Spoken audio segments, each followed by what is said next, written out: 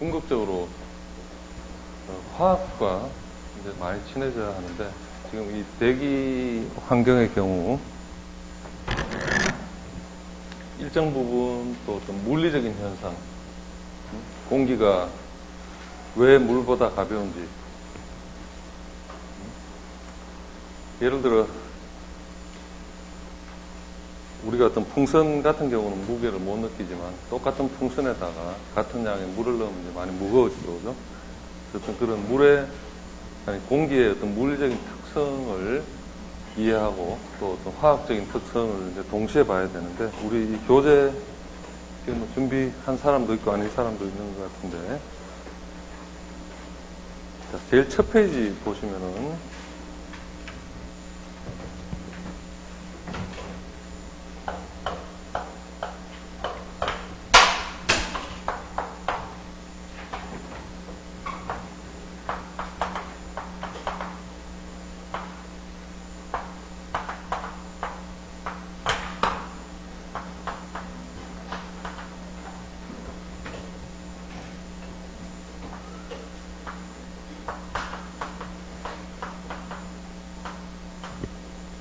자, 대기오염의 어떤 기초 개념, 어떤 프린시플이라고 썼지만 우리한테 필요한 게 베이식 컨셉 딱 필요하고, 대기오염에 대한 것을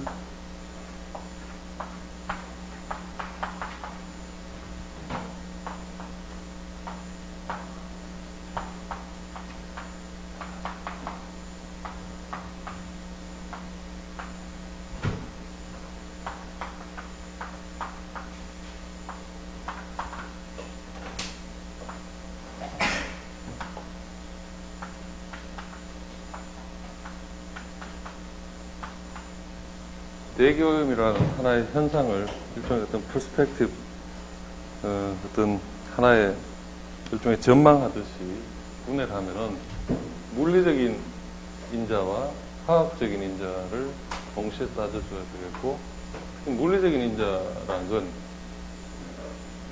궁극적으로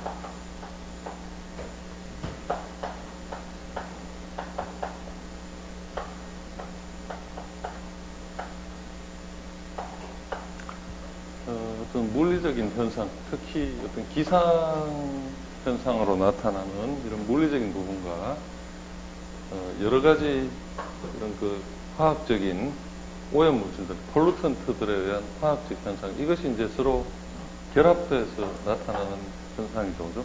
그래서 이런 물리적인 건 우리가 기상학적으로 또는 어떤 물리적인 현상으로 이해해야 되고, 화학적인 부분은 굉장히 다양한 화학 물질들을 어떻게 정의하느냐, 얼마만큼 존재하고 어떤 게 있어서 공기에 오염이 되느냐를 따져주는데, 일단 교재 1쪽에 보면은 공기의 물리적인 특성을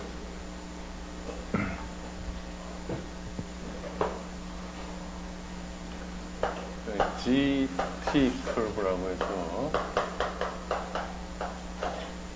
한쪽은 altitude, 고도, 킬로미터 단위에서, 그리고 다른 쪽은 temperature. 자, 이렇게 구분했을 때 그래프를 보면 지표면의 온도가 어느 정도에 와 있습니까? X축 보면은 출발하는 온도가 약 20도 부근이죠. 지금은 이제 지구온난화 영향으로 지구의 어떤 온도가 점차 조금씩 상승하고 있지만 일반적으로 우리가 이야기할 때 지표면의 온도는 글로벌하게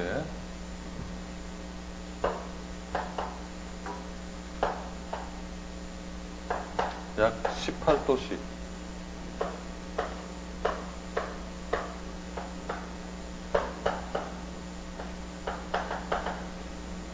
anywhere, anytime 전 세계 어디나 또는 전 세계 언제나 그러니까 사계절 있는 곳, 계절이 없는 곳, 뭐 적도, 극지역 이런 걸 다 평균하면은 대략 한 18도 정도의 온도가 되는데 이 온도가 여러분들이 그래프를 보면은 18도에서 시작했던 온도가 약 10km 정도의 고도로 올라가면 온도가 몇 도 정도가 됩니까? 영하 60도 정도. 이게 왜 온도가 이렇게 떨어질까? 어떤? 자,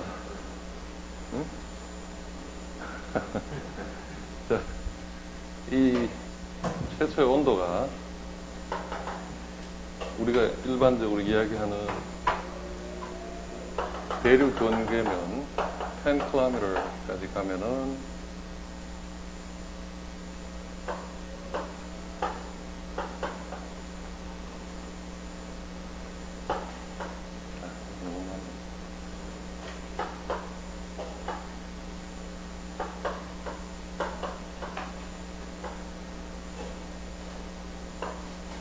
온도가 약 60도 정도로 떨어지게 되는데 이 현상을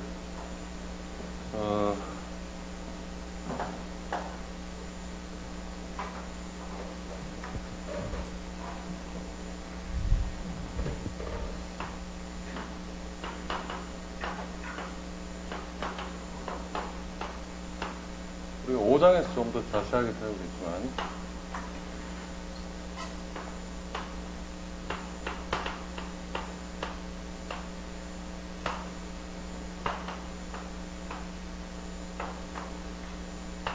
우리나라 말로는 adiabatic lapse rate 근조 단열 감률 자, 이 밑에는 이제 환경 단열 감률이라고 하는데 보통 우리가 높은 산에 올라가면은 여름철에도 시원해지고 미국에 가면 뭐 이렇게 테네시주의 스모키 마운틴 이런 데는 여름철에 올라가도 두터운 겨울 옷을 입고 가야 견딜 수 있을 정도로 추워지는데 자 단순히 물리적으로 우리가 올라가면 올라갈수록 일반적으로 100m 올라갈 때 온도가 몇 도 떨어진다 그럽니까? 4도? 4 아니고 정확히는 한 0.98도인데 100m당 대략 한 마이너스 1도씩 그러니까 10km 올라가면은 어떻게 되죠? 그러니까 1km당 10도가 떨어진다고 치면은 10km 올라가면 몇 도가 떨어져야 되죠? 10km 올라가면은 아니 이게 그냥 따지지 말고 그냥 0에서 시작했다 단순히 응? 마이너스 100도가 돼야 되죠 그죠? 근데 실제로 20도에 출발했는데 60도까지 떨어졌다는 것은 어떻게 되죠? 덜 떨어진 거죠. 80 정도밖에 안 된 거죠. 그러니까 풀리 떨어진 게 아니죠. 그 이유는 자, 이 adiabatic lapse rate는 근조단열 감률이라고 해서 공기 중에 수분이 하나도 존재하지 않을 때 fully dry하네요. 이상적인 조건에서 이제 그렇게 떨어지는 거고 실제 상황에서는 공기 중에 수분이 존재하기 때문에 저렇게 100% 효율적으로 1도씩 떨어지질 않고 그걸 버텨주는 거죠. 수분이 어떤 잡열을 발생시키면서 풀이 떨어지지 않게 하니까 실제로는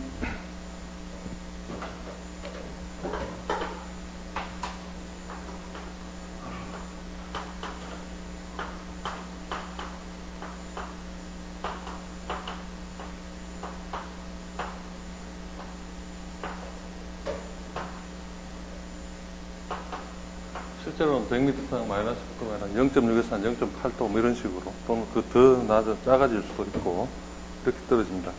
자, 그리고 이렇게 이제 온도가 떨어지는 것은 일종의 공기의 대류 현상.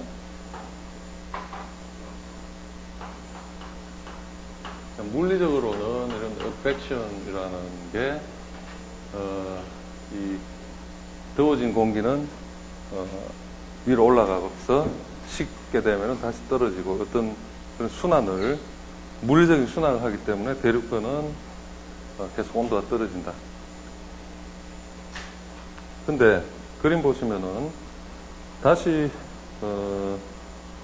10km에서 이 그림은 어떤 절대적인 그림은 아닙니다. 뭐 여름이라든가 겨울에 따라서 예를 들어 여름철에는 이 대륙 언개면이라는 게 어떻게 조금 더 올라가겠습니까? 내려가겠습니까? 응? 자, 여름철과 겨울철에 어떤 대륙 언개면 높이가 달라진다면은 여름철에는 올라갈까 내려갈까? 올라가겠죠. 왜냐하면 공기가 더 활발하게 믹싱되니까 어떤 저런 advection이 자연적으로 일어나는 그 영역에 높이가 더 올라가겠죠. 그죠? 자, anyway. 대륙 언개면까지는 어떤 물리적인 현상이 지배해서 온도가 이렇게 떨어지면 성층권에서는 10km에서 마이너스 60도 찍었던 것이 다시 50km 정도 올라가면 0도씨까지 한 60도 정도의 온도가 회복이 됩니다. 이런 현상은 왜 일어날까? 고등학교 때도 혹시 이런 내용도 좀 배운 사람들 없나?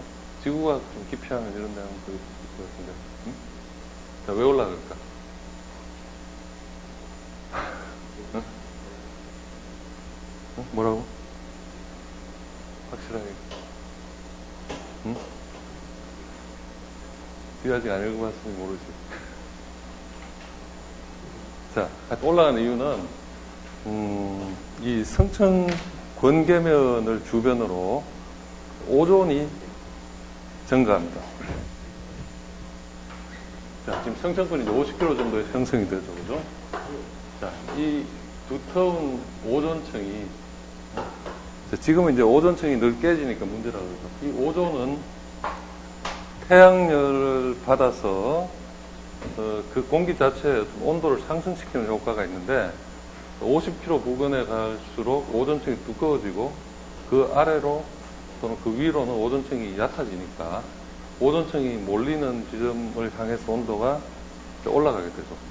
그러니까 이 대륙권과 성층권의 온도 어떤 이런 GT 프로파일이 완전히 달라진 이유는 일단 대륙권에서는 물리적인 현상이 중요한 거고 성층권 부근에서는 이제 어떤 케미컬 프로세스가 어떤 이런 그 오존이라는 열 에너지를 흡수할 수 있는 그런 게 많이 분포하니까 온도 올라가는 그런 역할이 되겠죠. 자, 근데 여러분들 이제 교과서 보면은 그런 내용 좀 소개해야 되는데 14쪽 보면은 우리가 이런 그 GT 프로파일, 온도나 또 높이의 관계가 공기의 어떤 물리적인 특성을 이제 좌우하는 그런 이제 중요한 건데 그 높이 가기 전에 이제 우리가 하나 봐야 될 것이 14쪽에 보면은 이런 그 공기의 조성을 표 1-1에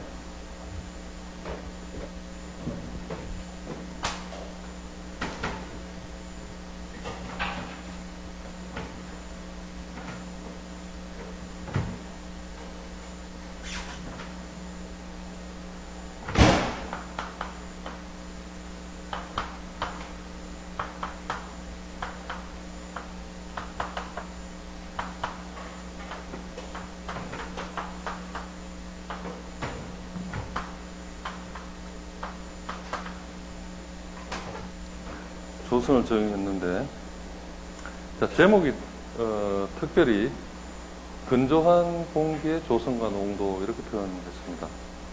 자, 이게 왜 특별히 제목에 드라이하다는 걸 깔았을까? 응? 자, 공기 안에 어떤 우리가 한국에 살아가는 우리도 겨울철에 건조하고 여름철에 습하다는 걸 알다시피 어떤 습해지는 상태가 되면 물의 함량이 예측할 수 없을 정도로 변화하겠죠. 그죠? 뭐 이제 심할 때는 뭐 5%, 6% 어떤 적정한 온도에 적정한 습도 정의하듯이 어떤 물의 함량은 계속 가변적이기 때문에 일단 물은 그렇게 가변적인 부분을 다 빼고 완전히 물이 존재하지 않는 그런 상태, 드라이한 상태에서 무엇이 다미넌트한가 이렇게 보면은 N2가 78.1%, O2가 20.9%, 알곤이 0.9% 이렇게 분류가 되는데, 자 옆에 표에 보면은 기준 농도, 질량 농도 이렇게 두 가지가 나옵니다.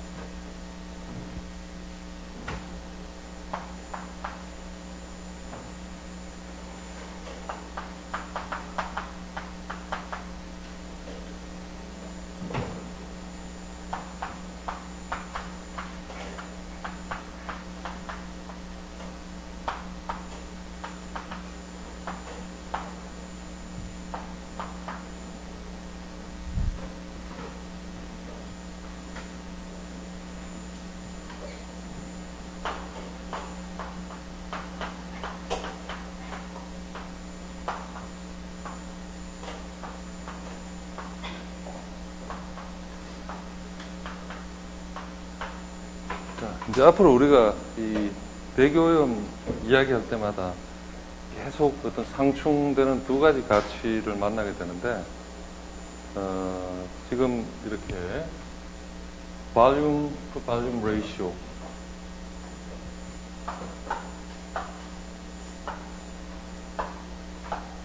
가장 많이 사용하는 어떤 ppb, ppm 뭐 이런 이제 농도 기준, 어떤 하나의 기준으로 삼는 부분에 대비해서 어떤 질량 농도, 이 두 가지가 어떤 큰 차이가 존재하냐 하면은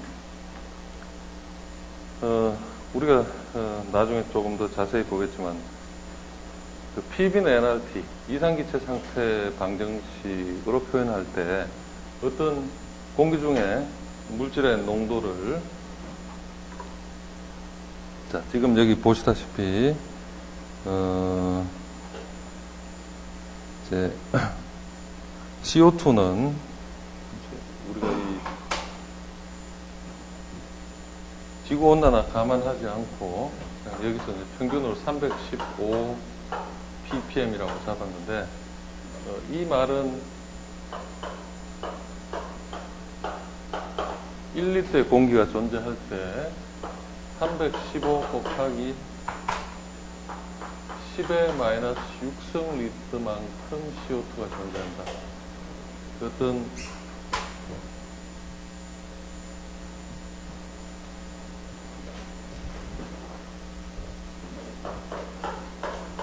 볼륨 대 볼륨의 프랙션이죠, 그죠? 자, 그리고 어떤 동일한 온도 압력,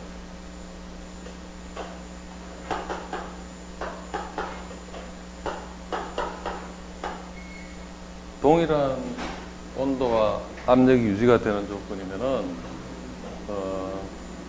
예를 들어서 1기압 25도씨라고 하면은 1몰의 에어는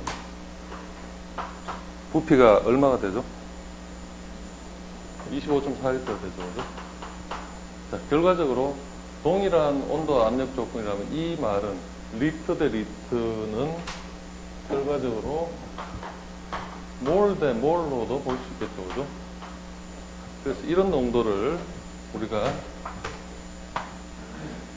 volume to volume fraction 또는 mole per mole fraction이라고 합니다. 자, 그래서 이산화탄소 농도도 표현할 때 310 ppm, 심플히 볼륨 프랙션만 볼 때는 이렇게 표현하고, 또는 몰 투 몰로 보고 싶을 때는 310 곱하기 10의 마이너스 6성 몰 퍼 몰, 자, 이걸 합해가지고 뭐라고 할 수 있죠? 한날로 10-6승모를 뭐라고 했습니까? 마이크로몰. 자, 일반적인 표현은 310ppm이라고 하고 조금 더 학술적으로 이야기할 때는 310 마이크로몰 per 몰.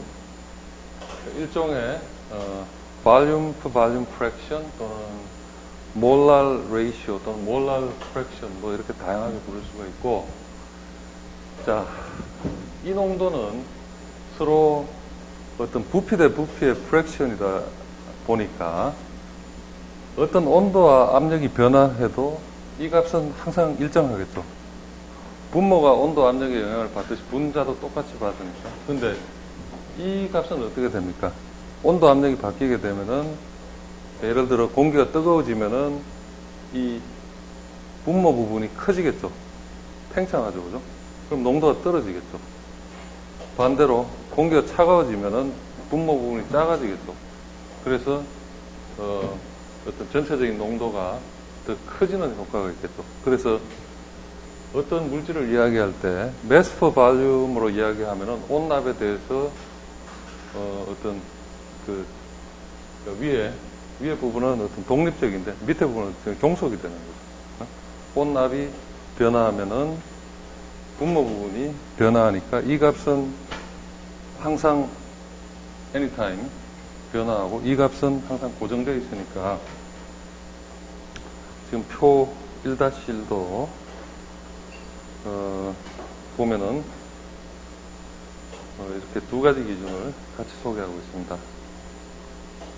가장 중요한 기준은 이제 ppm이고 질량 농도는 뭐 25도씨 1기압 이런 식으로 지정해 줘야 되는 그런 조건이 있고, 기준 농도는 그럴 필요가 상대적으로 없다는 걸 알 수가 있고, 그래서 조금 전에 이야기한 우리가 이런 공기의 승천권까지 이렇게 간단히 이야기했고, 또 중간권, 열권 이렇게 계속 바뀌는데 여러분들이 그런 성격을 왜 어느 곳에서 어떻게 바뀌는가, 일단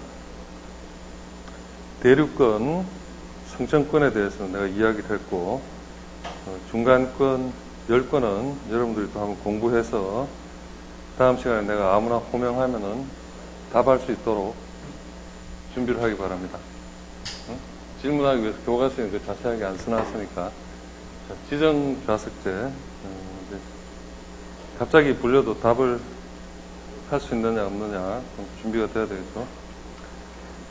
자, 계속해서 우리가 이런 그 공기의 특성을 어떤 물리적인 부분 또 이렇게 화학적인 부분 같이 볼 때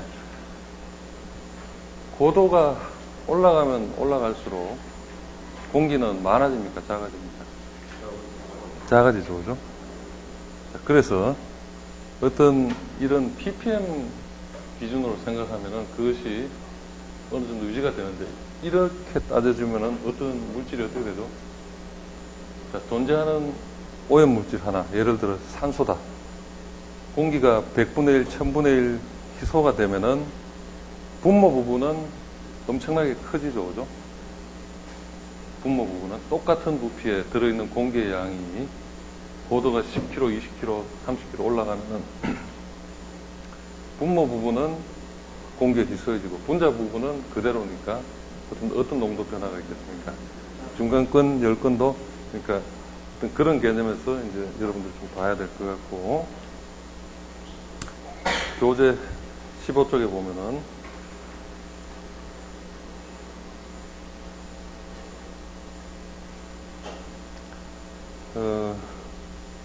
세 번째 단락. 미안합니다. 일단 표 1-1에서 우리가 첫 번째 시간에서 잠깐 언급했지만 공기 중에 어떤 절대 다미넌트한 것이 N2, 그 다음에 O2, 자, 그리고 세 번째 알곤까지는 최소한 퍼센트 단위로 따져주죠, 그죠? 그 다음 네 번째 이산화탄소부터는 농도가 ppm 단위. 자, 다섯 번째로 많은 것이 우리가 여러분 밤에 학교 밖을 나가면 현란하게 해주는 그 성분이 뭡니까? 응? 우리가 한국식 영어로는 네온이고 영어식 영어로는 니온, 하여튼 밤에 네온 사인이 많은 게 공기 중에 이렇게 네온이 많다 보니까 네온을 컬렉션을 잘 해서 그렇게 유용하게 활용하고 있는 것 같고, 자, 그 다음 많은 게 이제 힐리움. 우리 풍선 같은 거 채워서 하늘로 날려보낼 때, 그 다음 많은 게 메세인. 자, 메세인이 약 일반적인 공기 중에는 1.5 ppm. 근데 메세인은 어디서 주로 발생합니까? 응? 어디? 왜 한번 이야기하고 있어? 화석연료. 우리가 이 시내버스들, 그런데도, 좋은 연료, 그러니까 메탄 같은 거 순수하게 모으면 참 괜찮은데, 예를 들어, 매립장 같은데, 요즘은 좀 그런 게 드물지만, 매립장 같은데 이제 악취가 많이 나니까, 그런 걸 해소하기 위해서 이제 가스를 다 불태워서, 김포 매립장 같은 데 가면 계속 가스 불 붙여서 보내는데, 우리가 매립 초기에는, 그런 음식물 같은 게 부패하면서, 메탄 가스가 막 그 순도가 50%, 60%, 심지어 막 한 80% 정도까지 올라가니까, 그런 걸 옛날에는 이제 막 그냥 버리다가 지금은 매립장을 만들 때부터 그런 발생하는 매립가스를 회수할 수 있게 다 디자인해가지고 그걸 이제 연료로 사용하죠. 문제는 그 메탄의 농도는 이제 워낙 높으니까 바로 연료로 사용할 수 있는데 거기 안에 이제 워낙 많은 불순물들, 냄새물 이런 게 들어가서 특히 황화물 이런 게 들어가서 매립 가스라인을 부식시키고 이런 문제가 있어서 이제 그런 차후에 관리가 필요하지만, 여기서 일반적인 공기가 1.5 ppm이다. 거의 연료로서는 가치가 없지만 이런 게 이제 어떤 퍼센트 단위로 올라갈 때는 직접 좀 다양하게 연료로 사용할 수 있으니까 지금 우리가 어떤 에너지 자원 이야기할 때 이런 메탄 같은 게 굉장히 중요한 화두가 되고 있죠. 그 다음에 크립탄 1 ppm.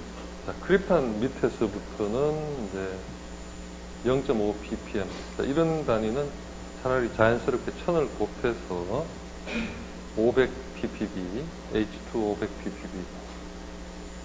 진한 0.08 ppm이니까 80 ppb. 1000을 곱해서 표현하는 게 더 좋고. 자, 수소의 농도만 해도 자연적인 상태에서는 이제 약 한 500 ppb. 그죠? ppm도 안 되는 단위인데, 이런 어떤 퍼센트 단위, ppm 단위, ppb 단위,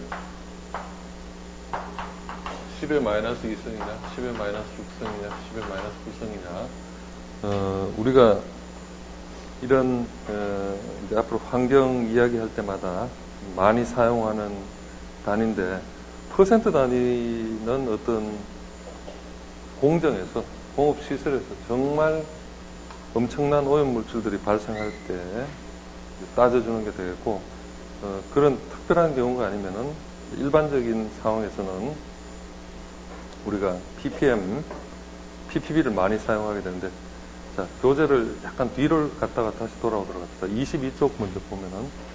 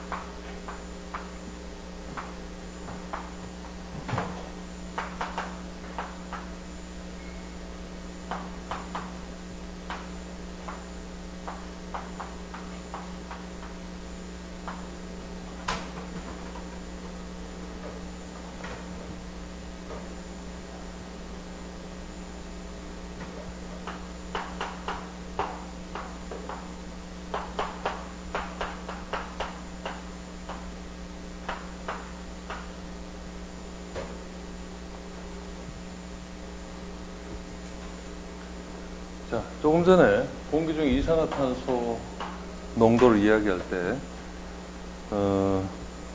우리가 마이크로 몰 그 몰이라는 것과 ppm이 같다라고 이야기를 했는데, 이제 앞으로, 어떤 여러분들이 뭐 퀴즈라든가 시험 볼 때 뭐 다 그 영어로 이제 해야 되겠지만, 특히나 어떤 그 단위 같은 게, 이제 이런 좀 어떤 ppm이랄까, 이런 단위를 이제 좀 친근하게 자주 봐야 될 그런 내용들인데, 자, 우리가 이제 ppm이라는 건 그나마 이제 많이들 사용하죠. 특히 이제 part per million 해서 100만 분의 1이니까 1 나누기 10의 육성 이런 거 잘 알고 있는데, 자, 그런, 어떤 약어들의 출발점이 어디서 존재하느냐. 표 1-2를 보면은, 상단에는 미량 또는 극미량 해서 마이크로 스케일 한 걸 소개했고, 하단에는 대량 또는 극대량 해서 그 매크로한 스케일을 소개했는데, 자, 10의 마이너스 1성은 대시, 그 다음부터 10의 마이너스 3, 6, 9, 12, 15, 18 이렇게 이제 넘어갑니다. 자, 우리가 마이크로 이런 말 참 많이 사용하는데, 10의 마이너스 6성, 10의 마이너스 3성은 밀리, 그 다음에 10의 마이너스 9성,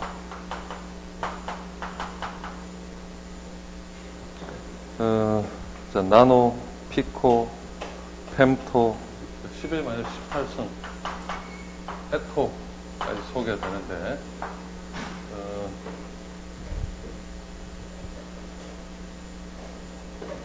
자, 나노는 9하고 비슷하니까, 그런 거 이제 쉽다 치고, 10의 마이너스 15성은 펜토, 이런 부분은 이제 좀 생소한 단어가 되겠죠. 18성도 에토, 특이한데, 자, 우리가 어떤 1kg은 예를 들어서 10의 몇 성 나노그램? 이렇게 따지면은, 우리가 이 큰 부분에 대한 숫자는 아래쪽에 보면은, 10의 1성은 데카, 10의 3성이 킬로, 10의 6성이 메가, 10의 9성이 기가, 10의 12성이 테라, 10의 15성이 페타, 이런 식으로 가니까, 10의 3성 그램은 10의 몇 성 나노그램이 되겠습니까? 응? 몇 성? 12성 나노그램. 뭐 이렇게 이제 정의가 되겠죠, 그죠? 자, 뭐 이렇게 표현할 경우가 그렇게 뭐 많지 않다고 볼 수도 있지만, 이제 상당히 우리가 어떤 그 수치적인 문제를 주고받고 풀고 할 때는, 이때까지 이걸 많이 사용을 했든 아니든, 여러분들한테 굉장히 중요한 게 되는데, 여러분들이 우리가 그 초등학교 때 예를 들어서 1세제곱미터라는 부피를 공부할 때, 또는 뭐 1cm는 몇 밀리미터다, 뭐 이런 1세제곱미터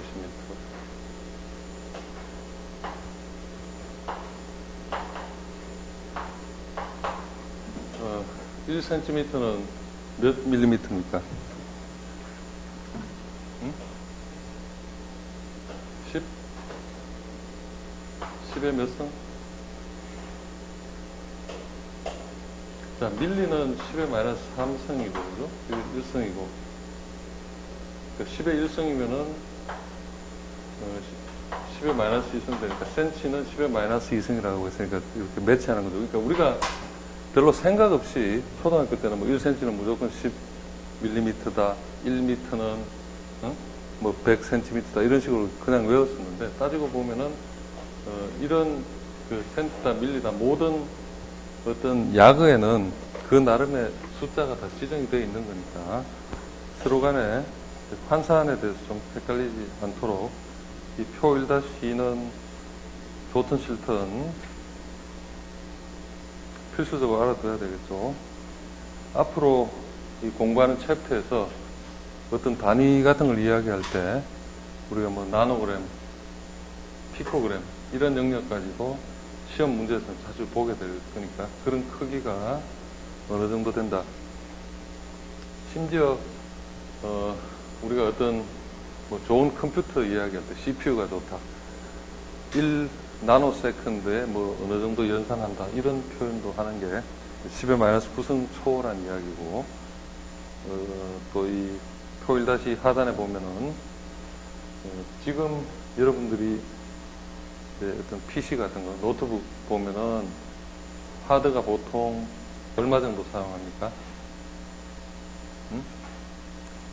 보통 어떤 테라바이트 단위는 사용하죠. 1테라 아닌가? 막 500기가 쓰나?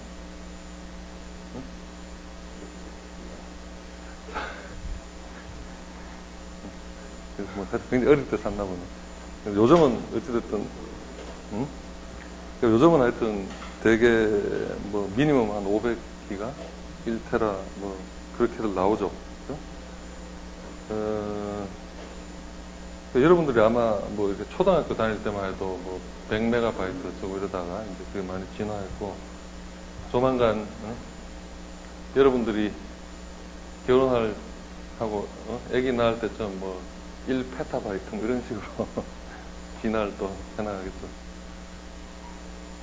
자, 23쪽 표 1-3을 보시면 지금까지 이제 많이 사용했던 그 part per million 개념 10의 마이너스 6성 100만 분의 1 이 소개되고 자, 그렇게 많이 사용하는 건 아니지만 1000분의 1 단위일 때 part per thousand에서 10의 마이너스 3성 그리고 이제 정말 이제 많이 사용하는 것 중에 이제 part per billion ppb 10의 마이너스 9성 즉 1 ppm은 1000을 곱해주면은 1000 ppb가 되겠죠. 그죠?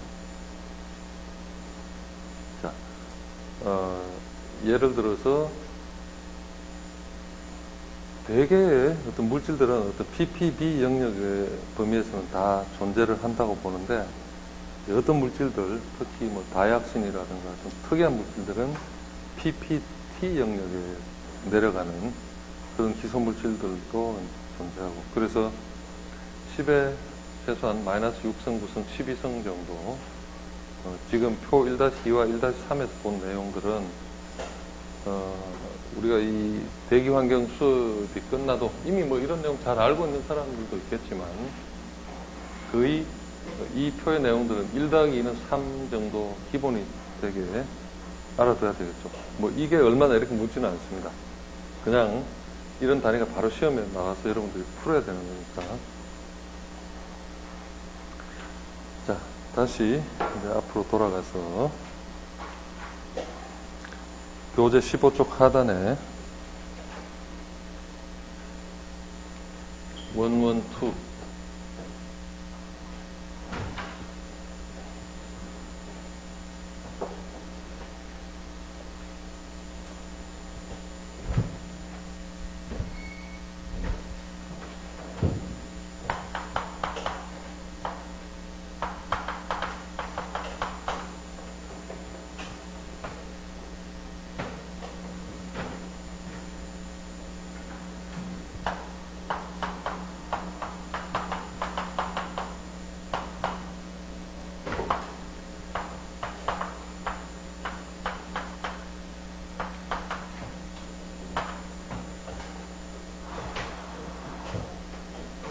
자, 제목을 그냥 뭐 아주 심플하게 Definition and Classification of Air Pollutants 이렇게 이야기를 했는데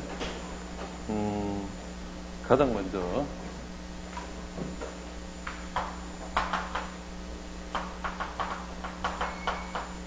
자, 일단 definition, 대기오염이라는 정의, 책 하단에 시작해서 16쪽 상단으로 가서 사람을 비롯하여 동식물에 직접 또는 잠재적으로 해를 가할 수 있는 가스, 전기, 매연, 먼지, 압치 등과 같은 오염물질들이, 자, 중요한 게 이놈이죠. 대기 중에 일정한 농도 이상으로 존재하는 것을 정의한다.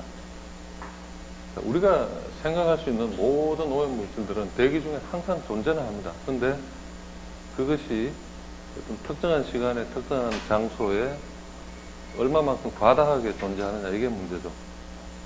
뭐 예를 들어 어떤 식당에서 뭐 고기를 구워 먹고 뭐 소주를 한 잔 마시고 기분이 좋아서 잠깐 잤는데, 울산에 있었던 사고입니다. 그 사람들이, 식당에 있었던 사람들이 뭐 3명인가 4명인가 다 사망을 해서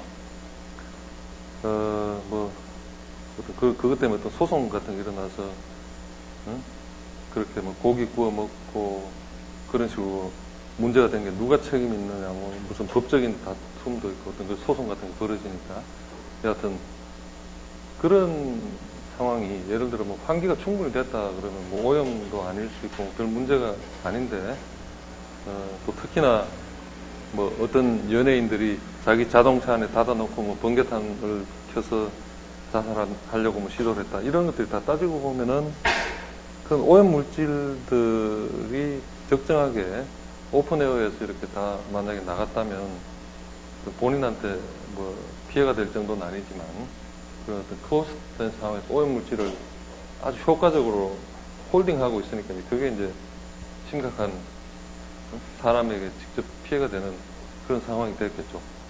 그리고 어떤 뭐 또 다른 담배 같은 이야기의 재현이지만,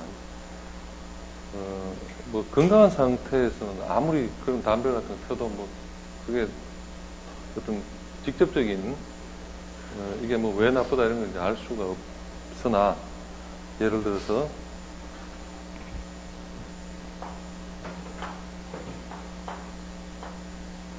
뭐 이렇게 하루에 한 갑씩 피는 사람이 맥주컵에다가 타르 같은 걸 모으면 검은색 담배병 남는 거죠, 그죠? 그러니까 보통 뭐 조그만 맥주잔, 큰 거 말고 500cc 말고 작은 거, 뭐 150, 200cc. 저것을 한 1년치 정도를 다 모아서 한 잔 원샷 하면 바로 그냥 사망해 버리는데, 어떤 위험을 우리가 알고 보면 계속 분산해서 조금씩 하니까 어떤 그게 뭐 나쁘다는 걸 이해하기도 어렵고 체감이 안 되고 이제 그런 상황입니다. 자, 그래서 이런 오염 물질들을 우리는 이제 학술적으로 두 번째 단락 보면은 공기의 조성은 주성분, 아까 최소한 퍼센트 단위로 따지는 게 몇 가지가 있습니까? 3가지가 있습니다. 그런 주성분, 그 다음에 어떤 ppm 단위로 따져주는 게 편한 미량 성분, 그 다음에 어떤 ppb 단위로 따져주는 게 편한 극미량 성분. 그래서 이런 오염 물질들은 어떤 퍼센트 단위가 아니라 ppm, ppb가 되면은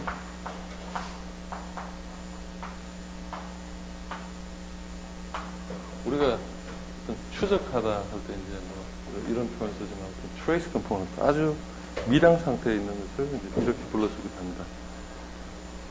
자, 그리고 다음 단락 보면은 대기오염의 위해성 여부에 상관없이 모든 극미량 성분들을 총칭해서 일반적인 오염물질 컨테미넌트라고 하고, 이에 대해 상대적인 개념으로 인위적인 오염물질들을 폴루턴트라는 용어로 사용하기도 한다. 이건 뭐 절대적이진 않지만 이렇게 분류한다는 걸 볼 수가 있고,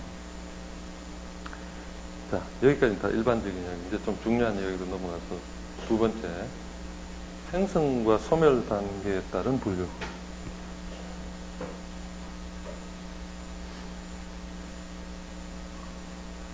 우리가 보다 더 일반화된 단어로는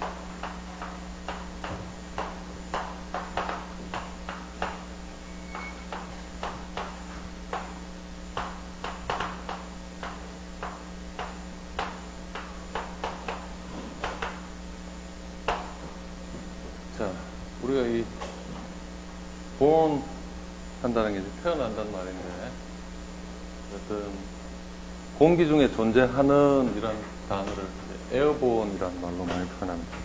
공기 중에 존재하는 물질의 source,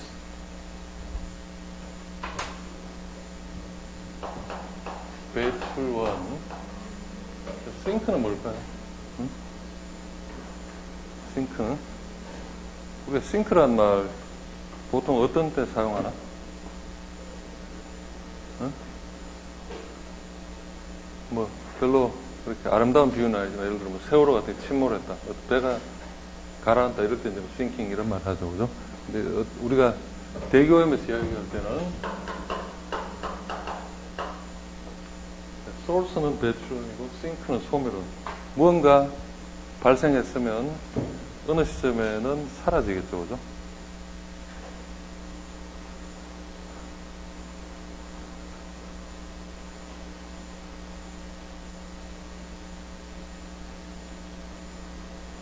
자, 어떤 오염 물질들이 공기 중에 존재할 때는 이제 우리가 발생한 상황이고, 공기 중에서 사라져서 물에 빠지거나 또는 토양에 떨어지면 소멸된다고 합니다. 예를 들어 먼지 같은 걸 보면은, 중국에서 이제 황사가 날아왔다. 응? 그럼 우리가 아까 본 어떤 대륙권, 이렇게 황사가 이렇게 뜨기 시작해서 편수풍 타고 날아오는데, 적당히 무거운 놈들, 덩치 큰 놈들은 이미 몇 발짝 가지도 못하고 뜨자마자 거의 중국 안에서 다 떨어지겠죠, 그죠? 자, 가볍고 날랜 놈들은 조금 더 멀리 와서 황해까지 떨어지는데, 정말 뭐 어떤 먼지의 입장에서 운이 좋은 명줄이 긴 놈들은 대륙권 위로 올라가서 제트기를 타고 미국까지, 마이애미까지 이렇게 날아가고, 캘리포니아를 넘어서 마이애미까지 날아갑니다.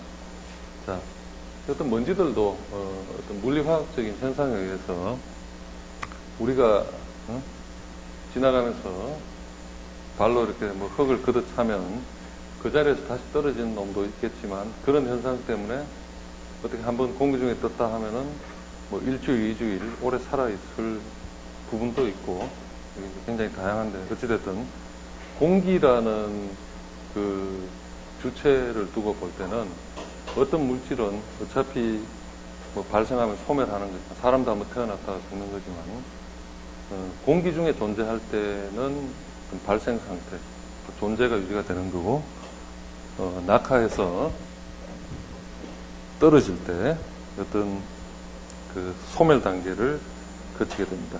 그런 관점에서 발생에 더 포커스를 두면은 1차 대기오염 물질에서 우리가 오염 물질을 크게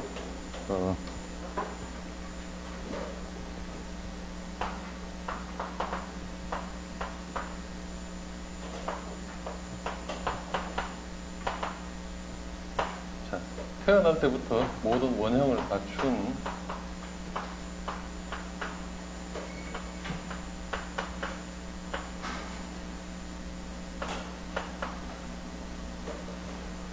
프라이머리한 그런 게 있냐면은, 공기 중에서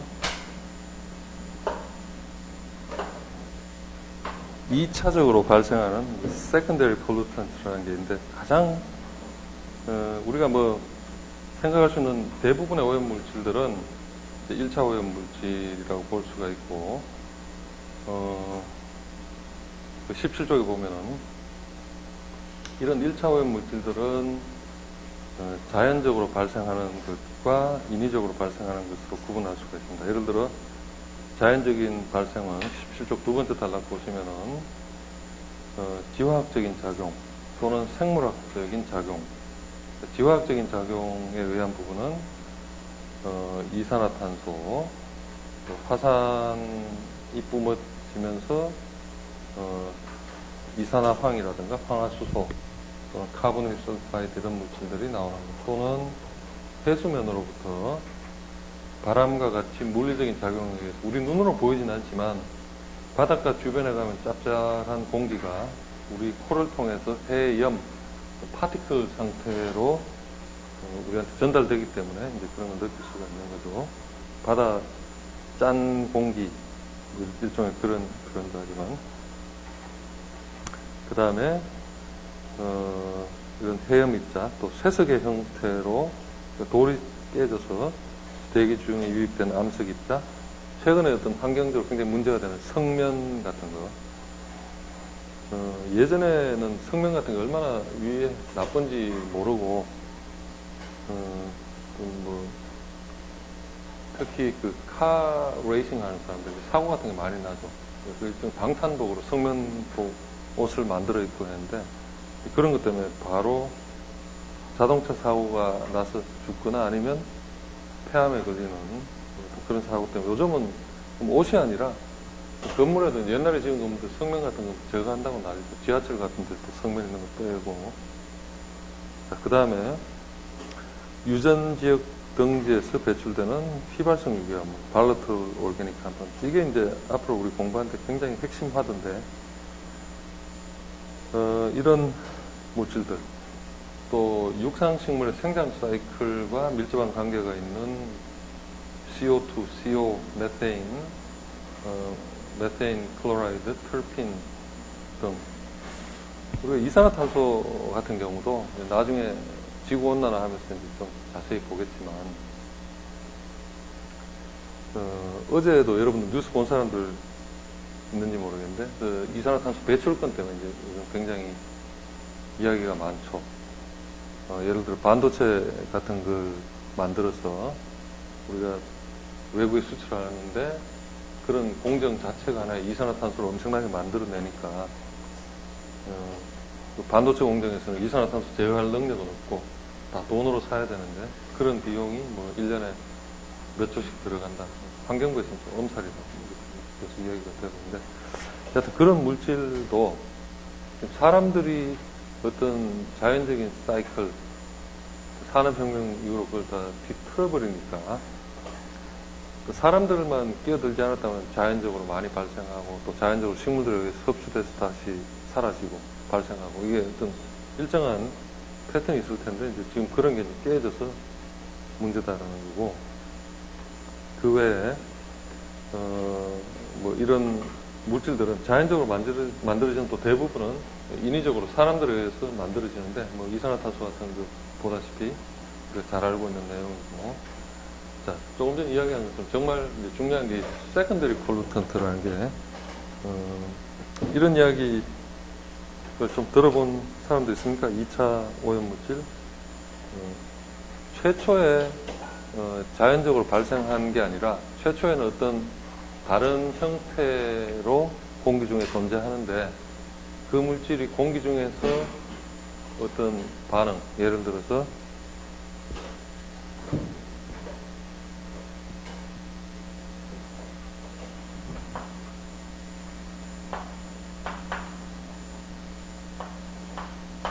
A와 B가 반응을 해서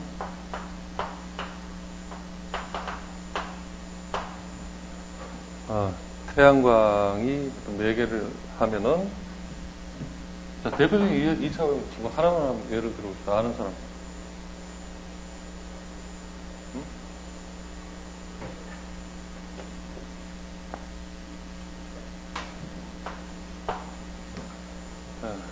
가장 유명한 게 오존인데, 이런 물질은 어떻게 형성이 되냐면, 자, 자동차에서 탄화수소, 비오실을 뿜어내고, 공기 중에 또 뭐가 있죠? 응? 오케이. 이제 좀 맞추네. 자, 질소산화물. 이런 놈들이 이제 서로 반응해서 질소산화물의 산소가